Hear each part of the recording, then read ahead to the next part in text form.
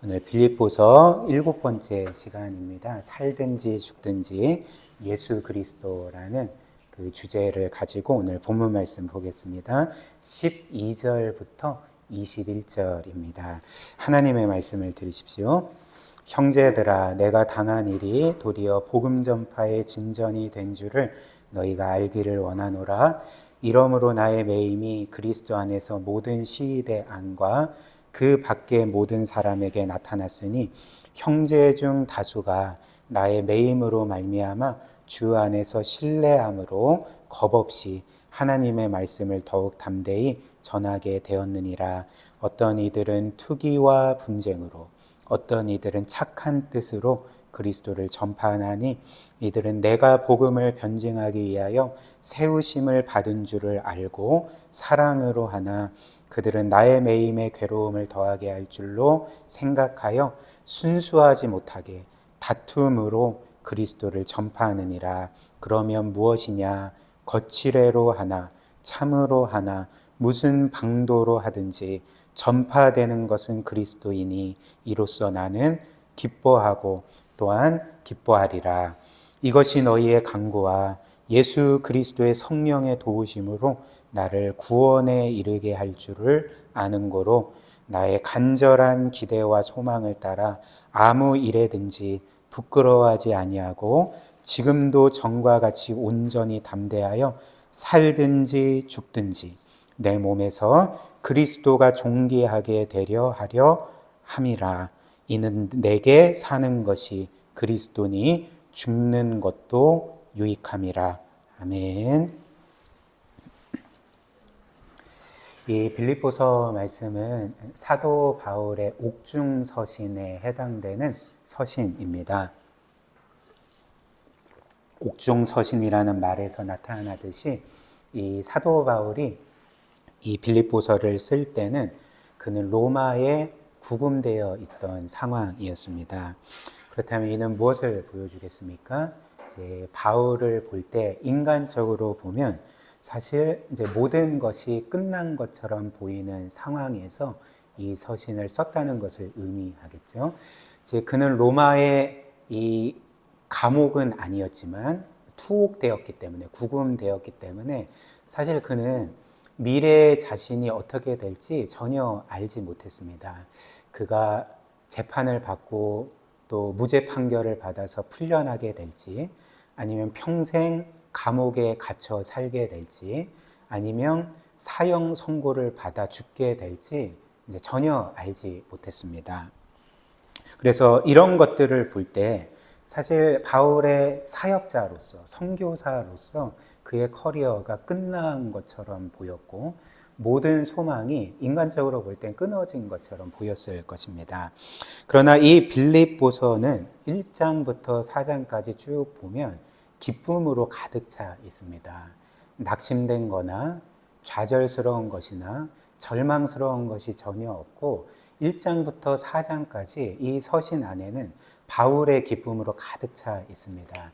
그래서 이런 이유로 신학자들은 이 빌립보서를 가리켜서 이제 기쁨의 서신서라고 부르기도 하죠.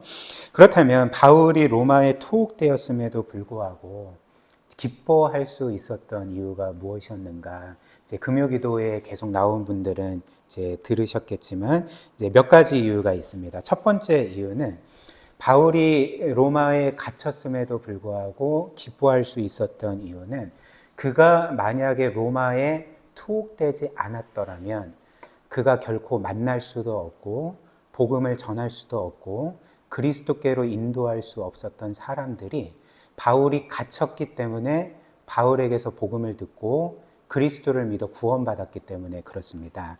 그들이 누구였을까요? 우리가 빌립보서 말씀을 보면 그들의 정체를 이렇게 말합니다. 즉 그들은 로마 황제의 친위대와 또 황제의 집안 사람들이라고 우리에게 알려주는 거죠. 그래서 12절, 13절 보시면 사도 바울이 이렇게 말을 합니다. 형제들아, 내가 당한 일이, 즉 로마에 투옥된 일이 도리어 복음 전파의 진전이 된 줄을 너희가 알기를 원하노라. 이러므로 나의 매임이 그리스도 안에서 모든 시위대, 여기서 시위대는 이제 황제의 친위대를 가리킵니다. 즉 이 친위대 안과 그 밖의 모든 사람에게 나타났다. 나의 매임으로 인해서 그리스도께서 로마 친위대, 그 황제의 친위대와 또 그 밖에 많은 사람들에게 나타났다. 지금 이렇게 밝히고 있는 거죠. 그리고 빌립보서 4장을 보면 로마의 그 황제의 친위대와 그 밖의 모든 사람 이렇게 나오지 않습니까? 근데 이 빌립보서 4장을 보면 그 밖의 모든 사람들의 정체가 누구인지를 알려줍니다. 빌립보서 4장 21절 22절 보시면 우리말 성경입니다. 그리스도 예수 안에 있는 모든 성도들에게 안부를 전해 주십시오. 즉 이제 끝인사입니다. 나와 함께 있는 형제들이 여러분에게 안부를 전합니다. 모든 성도들, 특히 가이사 집안 사람들이 여러분에게 안부를 전합니다. 모든 성도들, 특히 가이사. 여기서 가이사는 이제 헬라어로 카이사르로 로마 황제를 가리킵니다. 시저를 가리키는 거죠. 이 로마 황제의 집안 사람들이 여러분들에게 안부를 전합니다. 지금 이 빌립보서를 마무리를 이렇게 하고 있는 거죠. 무엇을 의미합니까?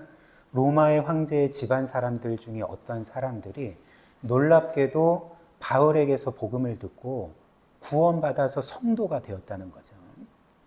그렇다면 바울의 이 서신, 이 빌립보서를 받은 빌립보 교회 성도들이 마지막 끝 인사에서 로마 황제의 집안 사람들, 성도가 된 그들에게 문안 인사를 드리는 것을 이 편지를 통해 보게 되었을 때 어떤 반응을 보였겠습니까? 와, 하나님께서는 정말 능치 못할 일이 없으시구나.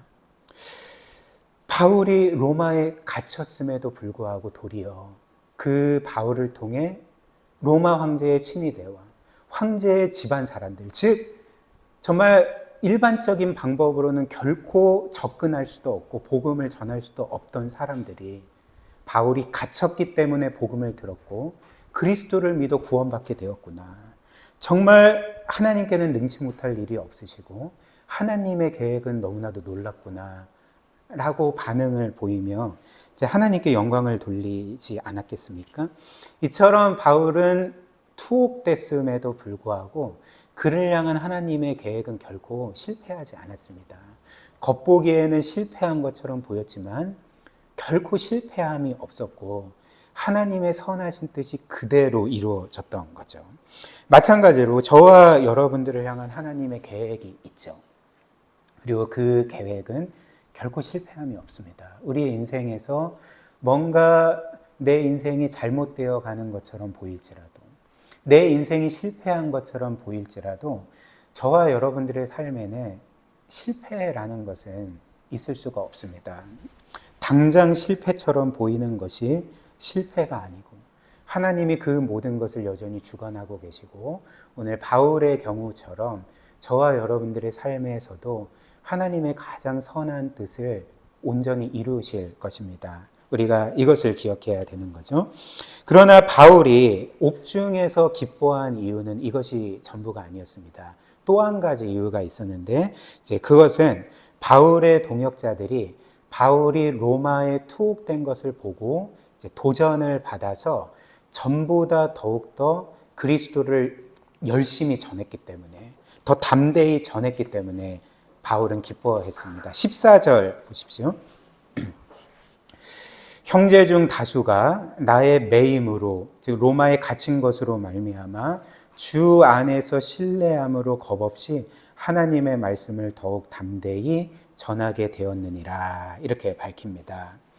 그러나 바울의 투옥을 보고 모든 사람들이 그 좋은 의도로 선한 의도로 그리스도를 더 열심히 전한 것은 아니었습니다. 물론 어떤 이들은 바울을 사랑함으로 바울이 옥에 갇혔을 때에 바울도 이렇게 주를 위해 헌신하면서 옥에 갇히기까지 복음을 전했는데 우리는 이렇게 있을 수는 없다. 우리는 더욱더 담대히 또 열심으로 그리스도를 전해야 된다. 이렇게 바울을 사랑함으로 선한 의도로 그리스도를 더 열심히 전한 이들도 있었지만, 그러나 또 어떤 이들은 평소 바울을 향해 가진 이 시기와 질투심으로, 즉 악의로 이 갇혀있는 바울을 더 괴롭게 하고자 그리스도를 더 열심히 전한 이들이 있었던 것이죠. 빌립보서 1장 15절부터 17절 보시면 이 사실을 우리에게 알려줍니다. 어떤 이들은 투기와 분쟁으로, 어떤 이들은 착한 뜻으로 그리스도를 전파하나니, 이들은 즉 선의로 복음을 전한 이들은 내가 복음을 변증하기 위하여 세우심을 받은 줄 알고 사랑으로 하나, 그들은 즉 악의로 복음을 전한 자들은 나의 매임에 괴로움을 더하게 할 줄로 생각하여서 순수하지 못하게 다툼으로 그리스도를 전파하느니라, 이렇게 전해줍니다. 그렇다면 바울은 선의로 복음을 전하는 자들에 대해서는 기뻐하고, 악의로 시기와 질투심으로 자신을 괴롭게 하고자 복음을 더 열심히 전한 자들에 대해서는 분노했습니까? 그렇지 않죠. 오늘 본문 말씀을 보면 사도 바울은 선의로 더 열심으로 복음을 전한 자들에 대해서도 기뻐했고, 심지어 악의로 더 열심히 복음을 전하는 자들에 대해서도 똑같이 기뻐했다는 것입니다. 물론 사도 바울이 악의로 복음을 더 열심히 전한 자들을 향해서 이들은 지금 잘하고 있다, 이렇게 말하는 것이 아니었습니다. 오히려 이들이 악의를 가지고 복음을 더 열심히 전한 것, 바울을 괴롭게 하고자 그리스도를 더 열심히 전한 것은 명백히 잘못한 일이었습니다. 그러나 그럼에도 불구하고 사도 바울은 선의로 복음을 전한 자들 뿐만 아니라 악의로 복음을 전한 자들로 인해서, 둘 모두로 인해서 기뻐하고 있는 거죠. 그 이유가 무엇입니까? 그들이 그리스도를 선의로 전하든 악의로 전하든 전파되는 분은 그리스도셨고, 그렇기 때문에 그 전파되는 그리스도를 듣고 사람들이 구원을 받을 수 있었기 때문에 사도 바울은 이 두 그룹 모두에 대해서 기뻐할 수 있었던 것입니다. 그래서 바울이 이렇게 말하죠. 18절, 그러면 무엇이냐? 거칠애로 하나 참으로 하나 무슨 방도로 하든지 전파되는 것은 그리스도니 이로써 나는 기뻐하고 또한 기뻐하리라, 이렇게 말을 하고 있습니다. 바울은 내가 선의로 전하든 악의로 전하든 전파되는 것은 그리스도이기 때문에 기뻐한다, 단순히 이렇게 말하지 않고 여러분들이 보시는 것처럼 하반절에 나는 기뻐하고 또한 기뻐하리라, 이 기뻐한다라는 말을 2번 연속 말합니다. 그리고 성경에서 똑같은 말을 2번 연속 반복해서 말하는 것은 일종의 강조법인 거죠. 예수께서 내가 진실로 진실로 너희에게 이르노니, 아멘 아멘 너희에게 이르노니, 이 말처럼 어떤 것을 2번 연속 말하는 것은 강조법입니다. 그렇다면 바울이 지금 뭐라고 이야기를 하고 있습니까? 어떤 이들은 선의로 그리스도를 전하고 어떤 이들은 악의로 그리스도를 전하는데, 선의로 전하든 악의로 전하든 그리스도가 전파되고 그로 인해서 사람들이 구원받을 수 있기 때문에 나는 너무나도 기쁘다, 주체할 수 없을 정도로 나는 기뻐한다라고 지금 밝히고 있는 거죠. 즉 바울은 그리스도만 전파될 수 있다면 내가 옥에 갇혀 있는 것이 전혀 상관이 없고, 그리스도만 전파될 수 있다면 사람들이 나를 사랑하여 선의로 전할 뿐만 아니라 어떤 사람들이 나를 향한 시기와 질투심으로 나를 괴롭게 하고자 복음을 더 열심히 전해도 상관이 없습니다. 나는 이 모든 것으로 인하여서 기뻐하고 또한 기뻐할 것입니다, 이렇게 밝히고 있는 것입니다. 그렇다면 바울은 어떻게 이렇게 할 수가 있었을까요? 사도 바울은 어떻게 이런 고백을 하나님께 그리고 성도들 앞에 드릴 수가 있었겠습니까? 그 이유는 간단하고 분명합니다. 그가 이렇게 할 수 있었던 이유는 그 바울이 생각했던 인생의 최고의 목적, 인생의 최고의 가치와 의미, 그리고 자신의 삶에서 가장 중요하고 영광스러운 것이 바로 예수 그리스도였기 때문에 그렇습니다. 즉 그의 인생에서 가장 중요하고 가치 있고 의미 있는 것, 자신의 삶의 궁극적인 목적이 예수 그리스도였기 때문에, 그리고 그분이 전파되고 그분이 사람들 가운데 영화롭게 되는 것이었기 때문에 어떤 방도든지 그리스도가 전파되고 사람들이 구원받고 그분이 영광 받는 것이 나의 최고의 기쁨이다라고 밝힐 수가 있었던 거죠. 그래서 오늘 본문 말씀 20절과 21절 보시면 사도 바울이 이렇게 고백하죠. 20절, 나의 간절한 기대와 소망을 따라서 아무 일에든지 부끄러워하지 아니하고 지금도 전과 같이 온전히 담대하여 살든지 죽든지 내 몸에서 그리스도가 존귀하게 되게 하려 함이니, 이는 내게 사는 것이, 내게 사는 것은 무엇을 의미합니까? 나의 생명이 그리스도이니 죽는 것도 유익함이라, 이렇게 고백하고 있습니다. 사랑하는 여러분, 저와 여러분들은 여기에서 우리의 인생의 가장 중요한 사실 중에 하나를 깨닫게 되지 않습니까? 그 사실이 무엇이냐면 우리의 인생의 궁극적인 목적이 무엇이냐에 따라서 저와 여러분들이 인생에서 가장 중요하게 여기고 가장 가치 있게 여기고 의미 있게 여기는 일이, 그리고 우리가 우리의 생명처럼 여기는 일이 무엇이냐에 따라서 우리는 우리의 인생에서 겪는 어려운 일들로 인해서 혹은 상황으로 인해서 그 모든 것에 휘둘리는 삶을 살 수도 있고, 아니면 반대로 그 모든 것 가운데서도 기뻐하고 그 모든 것을 넉넉하게 이길 수 있는 삶을 살 수도 있다는 것을 오늘 이 바울의 고백에서 우리가 깨닫게 되지 않습니까?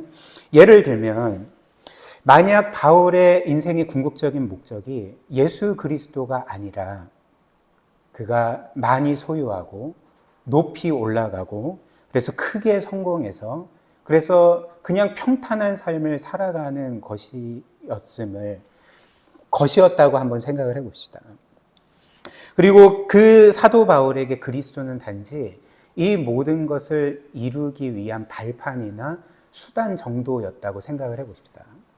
그렇다면 사도 바울이 이렇게 로마에 투옥되었을 때, 그래서 자신의 커리어가 다 끝난 것처럼 보이고 모든 것이 실패한 것처럼 보이고, 더군다나 오늘 본문 말씀에서 보는 것처럼 어떤 이들이 시기와 질투심으로 바울을 괴롭게 하고자 더욱더 그리스도를 열심히 전하는 것을 보게 되었을 때 바울은 어떤 반응을 보였겠습니까? 그는 분노했을 것입니다. 그는 절망했을 것입니다. 자신의 인생이 끝난 것처럼 생각하고 좌절하지 않았겠습니까? 왜냐하면 바울은 이 모든 일로 인해 자신이 옥에 갇히고 모든 커리어가 중단되고 자신을 향한 악의를 가진 사람들이 자신을 괴롭게 만들고자 더욱더 그리스도를 열심히 전하는 것을 볼 때에 바울은 이제 내 인생의 궁극적인 목적은 좌절됐다. 내가 그리스도를 발판 삼아서 뭔가 성공하고 높이 올라가고 그래서 평탄한 삶을 살기를 원했는데 이 모든 것이 다 실패했다라고 여기면서 그는 크게 분노하고 좌절했을 것입니다. 그러나 오늘 사도의 고백처럼 그의 인생의 궁극적인 목적은 다른 어떤 것이 아니었습니다. 그의 인생의 최고의 가치와 의미는 다른 어떤 것이 아니었습니다. 예수 그리스도였던 거죠. 즉 그의 고백대로 살든지 죽든지, 그가 옥에 갇혀 있든지 혹은 그를 시기 질투하는 사람들이 그를 괴롭게 하고자 더욱더 열심으로 그리스도를 전하며 실제로 그를 괴롭게 하든지 사람들이 그를 조롱하고 핍박하든지 간에 그는 예수 그리스도가 전파될 수만 있다면, 그로 인해서 사람들이 구원받을 수만 있다면, 그래서 사람들 중에 그리스도가 영화롭게 될 수만 있다면 나는 기뻐하고 또한 기뻐하리라. 실제로 기뻐했던 거죠. 그래서 20절 말씀 다시 보시면 바울이 이렇게 말하죠. 나의 간절한 기대와 소망을 따라서 아무 일에든지 부끄러워하지 아니하고 뭘 부끄러워하지 아니한다는 것입니까? 자신이 범죄자처럼 로마에 감금된 것. 또한 사람들이 자신을 실패자라고 조롱하는 것. 그리고 인간적으로 볼 때 자신의 커리어가 다 끝난 것처럼 보이는 것 등. 이 모든 것들로 인해서 나는 전혀 부끄러워하지 않고 지금도 전과 같이 온전히 담대하여 살든지 죽든지 내 몸에서 그리스도가 존귀하게 되게 하려 함이라. 그분이 영화롭게 되게 하려 함이라. 이렇게 말을 하고 있는 거죠. 그래서 바울은 21절에 내게 사는 것이 즉 나의 생명이 그리스도이니 죽는 것도 유익함이라. 이렇게 밝히고 있습니다. 또한 바울은 그리스도를 이렇게 자신의 궁극적인 목적으로 삼고 살아가는 것이 자신을 진정으로 구원에 이르게 한다라고 밝히고 있습니다. 19절 말씀 보십시오. 19절 이것이라는 것은 무엇일까요? 그리스도를 궁극적인 목적으로 삼고 살아가는 이것이 너희의 강구와 예수 그리스도의 성령의 도우심으로 나를 구원에 이르게 할 줄을 아는 고로. 이렇게 말합니다. 그리고 여기에서 바울이 말하고 있는 이 구원은 죄와 영원한 멸망에서의 구원은 아닙니다. 왜냐하면 이미 이 바울은 예수 그리스도를 믿음으로 영원한 사망에서 영원한 생명으로 옮겨졌기 때문에 지금 19절에서 바울이 말하고 있는 구원은 죄와 영원한 사망과 형벌로부터 구원은 이제 아니라는 거죠.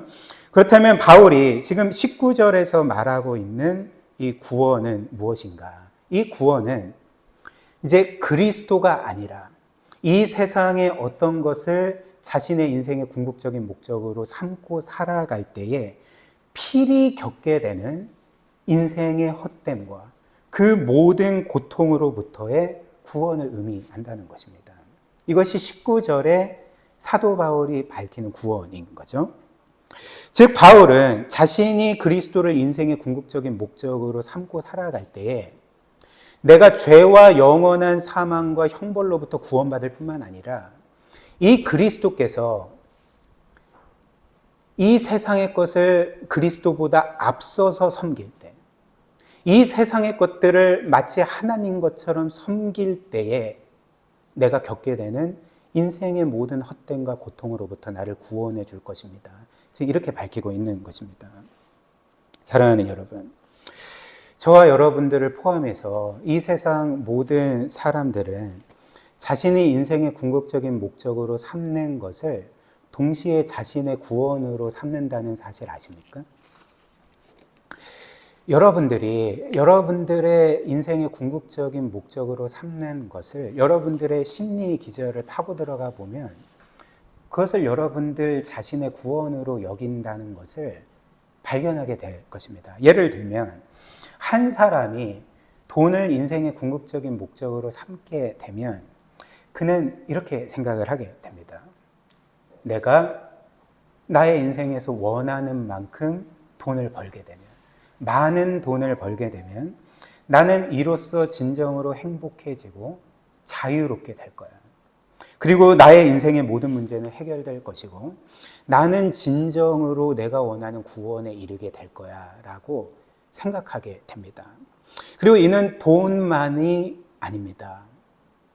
이 땅에서 사람들이 원하는 로맨스, 혹은 직업에서의 성공, 혹은 자녀들의 성공, 그리고 저의 경우는 목회도 똑같이 적용이 될 수 있습니다. 무엇이든지 간에 우리는 우리의 인생의 궁극적인 목적으로 삼는 것을 우리의 구원으로 삼는다는 거죠. 이것만 얻으면, 이것만 이루면 내 인생은 성공할 거고 나는 구원에 이르게 될 거야 라고 생각한다는 것입니다. 그러나 이 세상 어떤 것도 저와 여러분들을 구원할 수 없습니다. 이 모든 것은 우리를 영원히 구원할 수 있는 것이 아닙니다. 오히려 이 모든 것은 결국 사라지게 되거나 잃을 수 있는 것들에 불과합니다. 사라지고 잃을 수 있는 것들이 어떻게 우리를 구원할 수가 있겠습니까? 그리고 이런 것들이 우리에게 어떻게 영원한 생명을 줄 수가 있겠습니까? 또한 이 세상의 어떤 것도 우리의 영혼을, 저와 여러분들의 영혼을 진정으로 만족시킬 수 없습니다. 물론 저와 여러분들이 인생에서 바라는 어떤 것을 얻고 성취할 때는 잠시 동안의 만족감과 성취감을 얻을 수는 있습니다. 그러나 여러분들이 경험하시지 않았습니까? 우리가 어떤 것을 얻거나 이루어서 성취감과 만족감을 누린다 할지라도 그것이 계속 지속되는 것이 아닙니다. 잠시 동안 지속될 뿐이고 그것은 우리에게 이제 얼마 후면 익숙해지기 마련인 거죠. 왜 그럴까요? 이 모든 것은 이 세상에 아무리 좋은 것이라 할지라도 저와 여러분들의 영혼을 채우기에는 너무나도 작은 것들이기 때문에 그렇습니다. 저와 여러분들의 영혼은 이 세상 모든 것을 소유한다 할지라도 그것들이 채울 수 없을 정도로 위대하다는 거죠. 예를 들면 왜 이 세상에 정말 사람들이 바라는 모든 것을 얻은 것 같고 또 사람들이 바라는 모든 것을 이룬 것 같은 유명 인사들이 자주 인생의 허무함을 느끼고 좌절을 경험하고 그래서 여러 가지 정서적이고 정신적인 고통을 겪는 이유가 무엇이겠습니까? 왜 그들이 모든 것을 가진 것 같고 모든 것을 이룬 것 같이 보여도 왜 더 큰 만족과 더 큰 자극을 추구하면서 때로는 마약 같은 것에 손을 대겠습니까? 이 세상의 모든 것을 가진다 할지라도 그것들이 저와 여러분들의 영혼을 채울 수 없기 때문에 그렇죠. 인간의 영혼은 어떤 면에서는 이 우주보다도 큽니다. 하나님께서 저와 여러분들의 영혼을 그렇게 창조하셨습니다. 한 가지 성경의 증거가 있습니다. 전도서 말씀을 보시면 하나님께서 이 세상과 사람을 창조하실 때의 이야기를 우리에게 이렇게 전해주고 있습니다. 전도서 3장 11절 보십시오. 하나님이 모든 것을 지으시되 창조하시되 때를 따라 아름답게 창조하셨고 또 사람들에게는 즉 사람들을 창조하실 때는 영원을 사모하는 마음을 주셨느니라. 이렇게 우리에게 전해줍니다.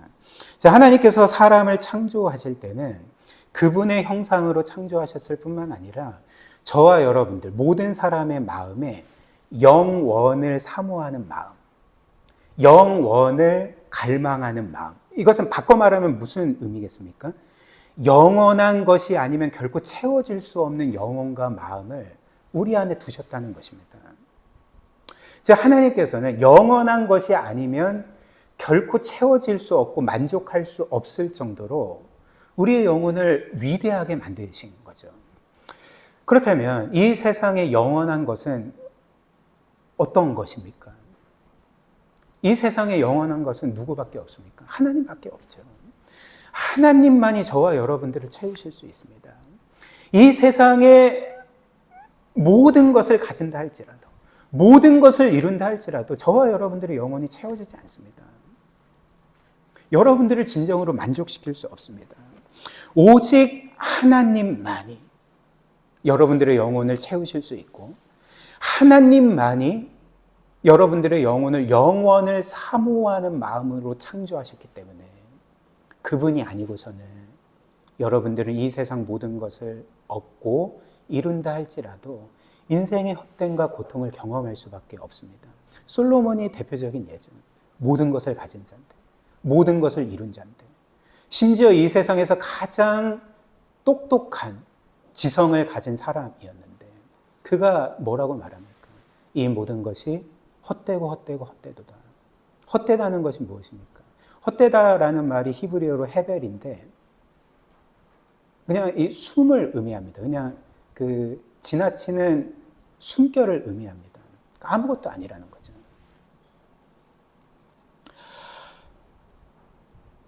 무엇보다도 이 세상 어떤 것도 저와 여러분들의 죄의 문제를 해결해 줄 수 없습니다. 이 세상 어떤 것도 모든 사람이 반드시 겪어야 될 영원한 심판과 형벌의 문제를 영원한 사망의 문제를 해결할 수가 없습니다. 돈과 지위와 명예가 여러분들의 죄를 깨끗하게 할 수 있습니까? 이 세상의 놀라운 성취가, 이 모든 것이 여러분들을 하나님의 심판대 앞에서 통과시킬 수가 있습니까? 또 여러분들의 죄짐을 대신 짊어지고 죽어줄 수가 있습니까? 그렇지 않죠.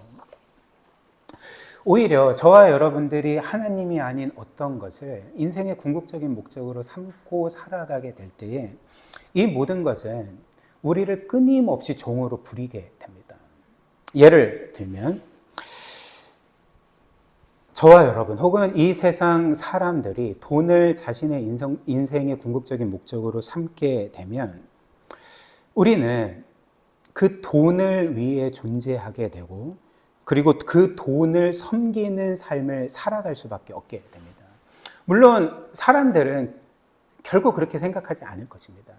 내가 돈을 위해 존재하는 게 아니라 돈이 나를 위해 존재하고 내가 돈을 섬기는 것이 아니라 돈이 나를 섬긴다 생각합니다. 결국 그렇지 않습니다. 우리가 돈을 우리의 인생의 궁극적인 목적으로 삼게 되면 그 돈은 저와 여러분들의 절대자가 됩니다. 절대자가 된다는 말이 무슨 의미입니까? 우리는 돈에 사로잡히게 되고 돈의 많고 적음에 따라서 안절부절 못하게 되고 그래서 이 돈을 우리의 인생의 최우선 순위에 놓고 돈을 위해서라면 뭐든지 하게 되는 것 아니겠습니까? 그리고 그리스도를 믿고 구원받은 성도의 경우에는 돈이 그의 인생의 궁극적인 목적이 될 때 우리는 돈을 위해 얼마든지 하나님을 희생시킬 수 있습니다. 우리는 돈을 위해 얼마든지 신앙생활을 희생시킬 수 있습니다. 제가 돈뿐만이 아니라고 말씀드렸죠. 이 세상의 성취나 혹은 여러분들이 이 세상에 원하는 그 어떤 것이라도 그것이 여러분들의 절대자가 될 때 하나님이 아니라 그것이 여러분들의 절대자가 될 때 여러분들은 그것을 위해서 하나님을 희생할 수 있고 신앙생활을 희생할 수 있고 신앙의 중요한 가치들을 얼마든지 희생시키면서 살 수가 있습니다. 저와 여러분들이 경험하지 않습니까? 그리고 우리는 우리의 존재의 가치를 계속 돈의 유무로 혹은 여러분들이 인생의 궁극적인 목적으로 삼는 어떤 것으로 인해서 계속 판단하게 되는 거죠. 그래서 주님은 이렇게 말씀하셨습니다. 누가복음 16장 13절 한 종이 두 주인을 섬기지 못한다. 여기서 두 주인은 이제 하나님과 돈이죠. 그래서 이 주인을 미워하고 저 주인을 사랑하든가 저 주인에게 헌신하고 이 주인은 무시하든가 할 것이다. 너희가 하나님과 재물을 동시에 섬길 수가 없다라고 말씀을 하는 것입니다. 주님은 분명히 말씀하셨습니다. 너희의 인생의 궁극적인 목적으로 삼는 것이 너희의 주인이 될 거다. 그가 너희를 노예로 부리게 될 거다. 라고 말씀을 하시는 거죠. 사랑하는 여러분, 그러나 예수 그리스도는 어떤 분이십니까? 그리스도는 사람이 되어 이 세상에 오셨을 때 저와 여러분들을 노예로 부리시기 위해 오신 분이 아니십니다.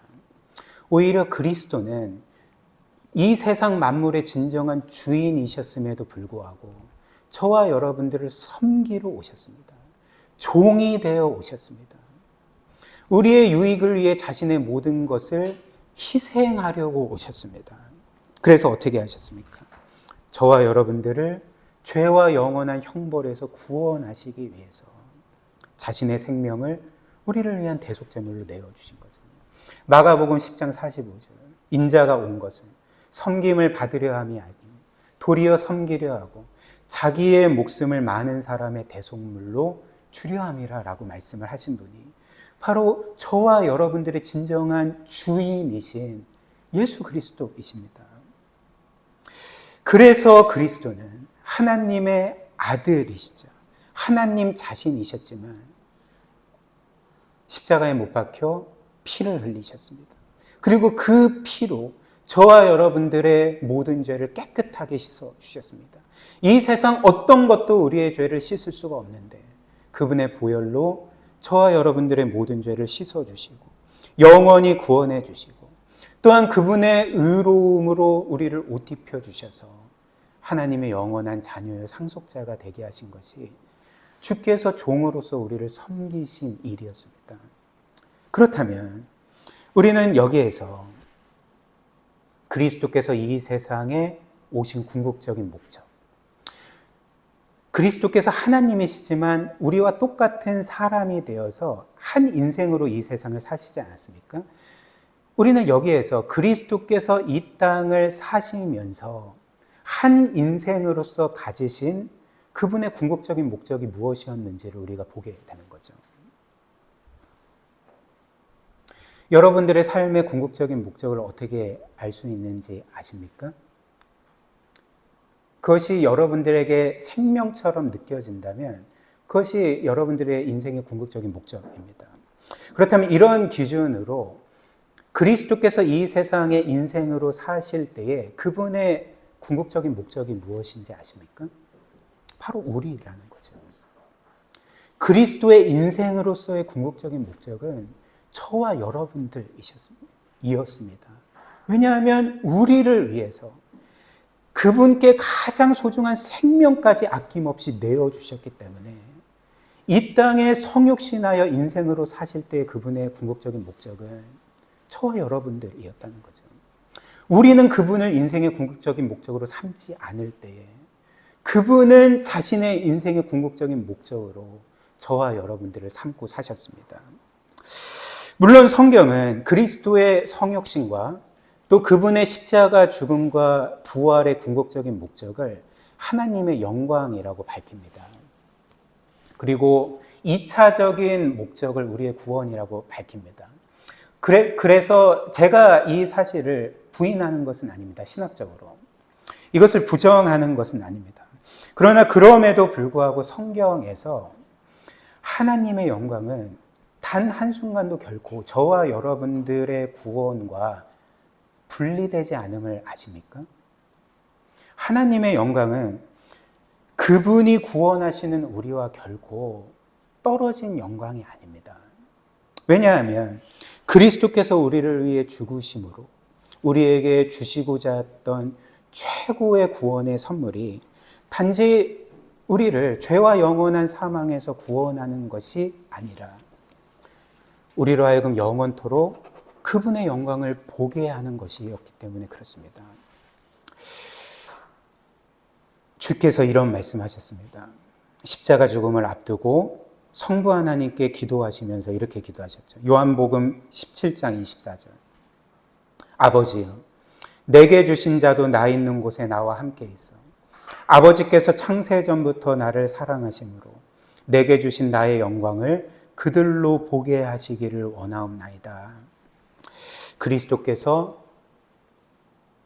죽음을 앞두시고 성부 하나님께 기도하실 때에 이제 얼마 후면 그 악한 자들에게 사로잡혀서 고초를 당하시고 그 다음날 아침에 십자가에 못 박혀 죽임당하실 것이었는데 그분이 죽는 목적을 또 그분이 죽음으로써 이루고자 했던 일들을 성부께 이렇게 간구하지 않았습니까? 아버지, 이들이 나 있는 곳에 와서 영원토록 나의 영광을 보기를 원합니다. 그리스도의 죽음의 목적이 무엇이라는 것입니까? 우리가 천국에서 영원토록 하나님과 그분의 그리스도의 영광을 보고 즐거워하고 그 영광이 우리의 영광이 되게 하는 것이 그리스도의 죽음과 그 부활의 궁극적인 목적이라는 것입니다. 바로 그리스도께서 이 땅에서 인생으로 살아가신 궁극적인 목적이 저와 여러분들이었습니다. 그렇다면 오늘 사도 바울의 고백, 이 20절에 사도 바울이 이렇게 말하지 않았습니까? 내가 살든지 죽든지 내 몸에서 그리스도가 존귀하게 되는 것이 나의 인생의 궁극적인 목적이다. 바울이 이렇게 말하지 않았습니까? 근데 사실 이 고백은 바울의 고백 이전에 예수 그리스도의 고백이 되는 거죠. 즉 그리스도는 사람이 되어 이 세상을 사실 동안 이렇게 고백하신 것과 같습니다. 내가 이 세상에서 사람으로서, 인생으로서 사는 궁극적인 목적은 살든지 죽든지 이들을 위해 내 몸을 찢고 내 피를 흘려서 이들이 구원을 받고 하나님의 영광을 보게 하려 함이라. 이들이 내 안에서 존귀하게 되게 하려 함이라. 그리스도께서 이렇게 고백하신 것과 같았습니다. 또한 오늘 21절의 바울의 또 다른 고백, 내게 사는 것이, 나에게 생명은 그리스도이니 살든지 죽든지 죽는 것도 유익함이라. 바울이 이렇게 고백하지 않았습니까?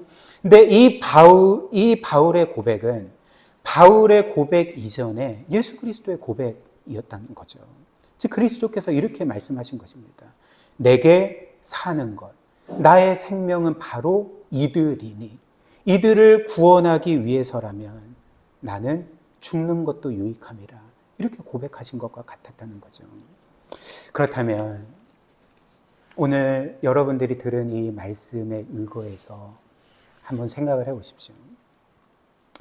이 모든 말씀이 정말 우리에게 사실이라면, 성경이 정말 진리라면, 그리스도께서 이 땅에 성육신하시며 사시는 동안 그분의 인생의 궁극적인 목적, 자신의 생명까지 아낌없이 내어줄 수 있는 목적이 저와 여러분들이었다면 여러분들의 인생의 궁극적인 목적은 누가 되어야 하겠습니까? 이처럼 우리를 사랑하시고 우리를 영원히 영화롭게 하시기를 원하는 예수 그리스도께서 저와 여러분들의 인생의 궁극적인 목적이 되어야 합니다. 그분이 저와 여러분들의 생명이 되셔야 되고 삶의 최고의 의미와 가치가 되셔야 되고 우리의 삶의 최우선순위가 되셔야 합니다. 그래서 우리는 바울처럼 내게 사는 것이 그리스도이니 죽는 것도 유익함이라. 살든지 죽든지 무슨 일을 하든지 그리스도께서 나의 삶 가운데 존귀하게 될 수만 있다면 나는 기뻐하고 또한 기뻐하리라는 이 고백이 저와 여러분들의 고백이 되어야 하지 않겠습니까? 물론 이것은 여전히 어렵습니다. 저에게도 어렵고 여러분들에게도 어렵습니다. 그러나 그럼에도 불구하고 이것에 대해서 우리가 아무런 생각도 없이 산다면, 아무런 의지도 없이 산다면 우리의 신앙에는 뭔가 문제가 있는 것이 아니겠습니까? 우리는 그리스도 외에 다른 진정한 행복과 자유의 길이 없다는 것을 기억해야 합니다. 그리스도만이 여러분들에게 행복의 길이고 자유의 길입니다. 그리스도 이외의 것들에 대해서 따라서 우리는 그것이 돈이든 성공이든 목회든 뭐든지 간에 이것이 나의 생명이다 라고 말해서는 안 되고 이것이 나의 구원이다 라고 말해서는 안 됩니다. 오직 주님만이 나의 생명이시고 주님만이 나의 구원이십니다 라고 저와 여러분들은 끊임없이 말해야 합니다. 그리고 이것이 바로 회개이자 예수 그리스도를 믿는다는 것의 의미입니다. 회개는 내가 진짜 주인이신 주님이 아니라 가짜 주인을 섬겨왔던 것에 대해서 회개하는 것입니다. 그리고 믿음은 바로 예수 그리스도께서 나의 삶의 진짜 주인임을 고백하며 받아들이고 그분을 따라 살아가는 것입니다. 이것이 바로 회개와 믿음입니다. 매일 이 사실을 기억하며 우리 모두가 그리스도께로 나아갑시다. 그분을 따라갑시다. 그분에게 가장 소중한 것이 우리였듯이 우리에게 가장 소중한 분이 그분이 되기를 원합니다. 그때 여러분들의 삶에 진정한 행복과 자유함과 이 세상에서 여러분들이 겪는 모든 얽매인 것으로부터 자유할 수 있게 될 것입니다. 하나님께서 저와 여러분들에게 이런 믿음의 은혜, 영광을 주시기를 주님의 이름으로 축복합니다. 우리 함께 오늘 말씀 기억하며 기도하도록 하겠습니다.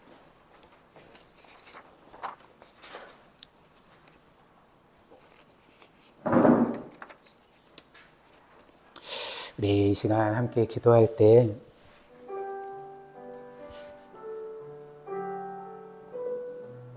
저는 목회자로서 또 여러분들의 설교자로서 일어나지도 않을 일들을 약속하며 여러분들의 마음을 달래고 또 여러분들에게 어떤 면에서 가짜 희망을 주기를 원치 않습니다. 그리스도 믿으면 무조건 잘 되고 만사 형통하고 그런 삶은 없습니다. 바울을 보면 알 수 있지 않습니까? 그러나 제가 여러분들에게 주고자 하는 것은 오늘 이 바울의 고백, 그가 로마에 갇혀 있었음에도 불구하고 사람들이 그를 무시하고 조롱했음에도 불구하고 또 인간적으로 보면 모든 커리어가 끝나고 인생의 실패를 경험한 것처럼 보였을지라도 그는 기뻐하고 기뻐한다라고 말하고 있습니다. 무엇을 보여줄까요? 바울은 그의 인생에서 얽매인 모든 것으로부터 자유한 삶을 살았습니다. 정말 행복한 삶을 살았습니다. 그로 하여금 그런 영광스러운 삶을 살게 만든 능력이 어디에서 왔습니까?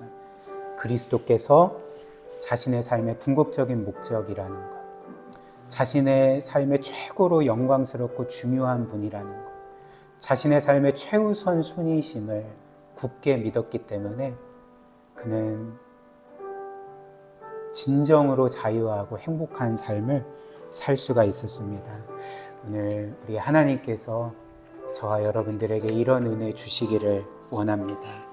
살든지 죽든지 그리스도께서 우리에게 영화롭게 되도록, 우리의 삶에 존귀하게 되시도록 이런 믿음을, 은혜를 우리 모두에게 주시도록 우리 함께 말씀 기억하며 기도하도록 하겠습니다.